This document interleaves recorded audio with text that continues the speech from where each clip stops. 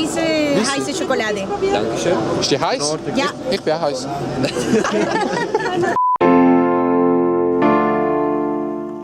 Was geht ab, alle zusammen? Mein Name ist Adi Totoro und willkommen zu einem neuen Video. Wenn ich ein Video mache, dann sitze ich genau auf dem Stuhl und der sitzt auf dem Stativ dort.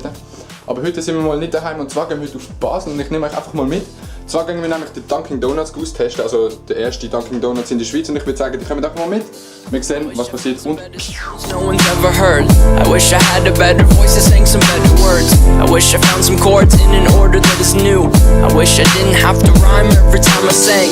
I was told when I get older all my fears would shrink, but now I'm insecure and I care what people think. My name's blurry face and I care what you think. My name's blurry. Diese heiße Schokolade. Dankeschön. Ist die heiß? Ja. Ich bin auch heiß. I could turn back time to the good old days when the mama sang us to sleep, but now we're stressed out.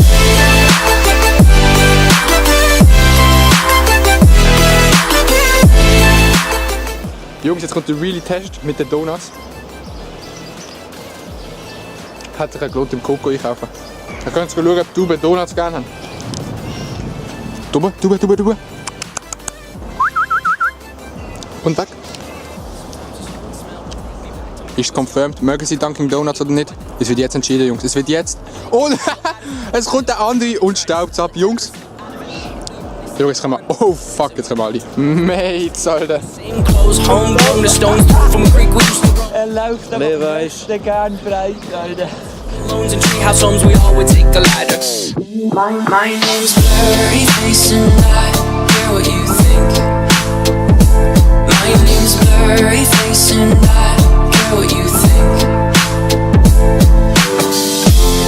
Wish we could turn back time to the good old days. Jungs, ich bin zurück von Basel und ich ziehe noch mal ein kurzes Fazit zum Laden. Ich muss ehrlich sagen, sie sind gut gewesen, Donuts und so. Und ich finde es auch mega geil, dass es jetzt so einen Laden in der Schweiz gibt. Es ist auf jeden Fall etwas Neues, weil es ist ja der erste in der Schweiz. Und ja, man kann so 6 oder 12 Pack kaufen, ist auf jeden Fall nice. Aber wenn ich ganz ehrlich bin, Donuts schmecken jetzt nicht so, die haben sich nicht von etwas anderem ab. Die sind nicht besser als die vom Coop, die sind nicht besser als die vom Migros, nicht besser als die vom Starbucks. Also, es lohnt sich auf jeden Fall mal da zu gehen. Es gibt verschiedene Sorten, verschiedene Grössen und so.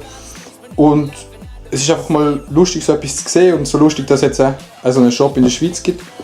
Und ja, vielleicht sind die auch schon gesehen und so. Vielleicht gehen wir mal, wer weiß. Auf jeden Fall sehen wir uns beim nächsten Video, Jungs. Tschüss und ciao. Wish we could turn back time to the good old days.